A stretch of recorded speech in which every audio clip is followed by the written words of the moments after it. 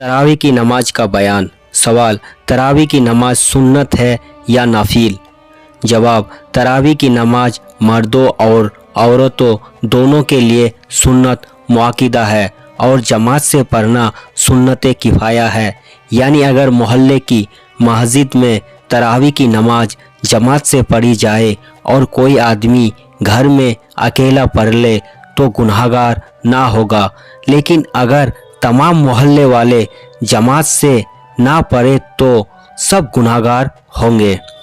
सवाल, तरावी की नमाज का वक्त क्या है? जवाब, तरावी की नमाज का वक्त ईशा की नमाज के बाद से फजर तक है। वितर की नमाज से पहले भी और उसके बाद भी तरावी का वक्त है, लेकिन तरावी की नमाज वितर से पहले पढ़नी चाहिए। हाँ, अगर किसी शख्स की तरावी की कुछ रकातें रह गई और इमाम वितर पढ़ने लगे तो यह शख्स इमाम के साथ वितर में शरीक हो जाए और रकाते के बाद अपनी तरावी की छूटी हुई पूरी कर ले तो जायज़ है। सवाल, तरावी की नमाज की कितनी रकातें हैं? उनकी गिनती और कैफियत बयान करो। जवाब, 20 रकातें 10 सलामों के साथ मसनून है, यानी 2-2 रकातों की नियत करे और हर तरावी यानी 4 रकातों के बाद थोड़ी देर आराम कर लेना मुस्तहब है। सवाल, जितनी देर आराम कर लेने के लिए बैठे तो खामोश रहे या कुछ पढ़े? जवाब, इख्तियार है, चाहे खामोश रहे या कुरान आहिस्ता आहिस्ता पढ़े या तस्बीह पढ़ ले या अकेले अकेले नमाज नफिल पढ़ ले।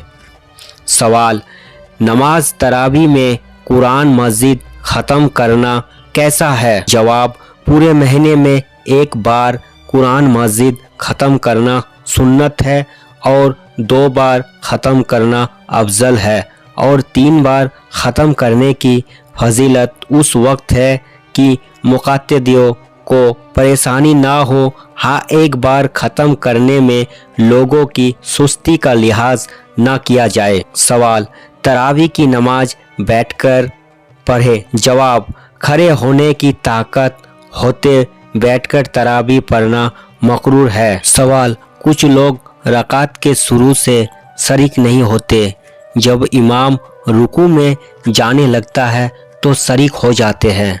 जवाब, मकरूह है, शुरू रकात से शरीक होना चाहिए। सवाल, अगर किसी शख्स को फ़र्ज की नमाज जमात से नहीं मिली तो उसे फ़र्ज अकेले पढ़कर तरावी की जमात में शरीक होना जायज़ है या नहीं?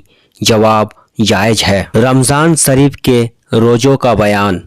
सवाल, रमज़ान शरीफ के रोज़ों की क्या फजीलत है? जवाब, रमज़ान शरीफ के रोज़ों का बहुत बड़ा सवाब है और बहुत सी फजीलतें हदीस शरीफ में आई है, जैसे हुजूर रसूल करीम सल्लल्लाहु अलैहि वसल्लम ने फरमाया है कि जो आदमी सिर्फ खुदा ताला की खुशी के लिए रमज़ान शरीफ के रोज़े रखे तो उसके पिछले सब गुनाह माफ़ हो जाएंगे। दूसरी हदीस में हुजूर सल्लल्लाहु अलैहि वसल्लम ने फरमाया है कि रोज़ेदार के मुँह की भभक अल्लाह ताला के नज़दीक मुसक की खुशबू से भी ज़्यादा अच्छी है।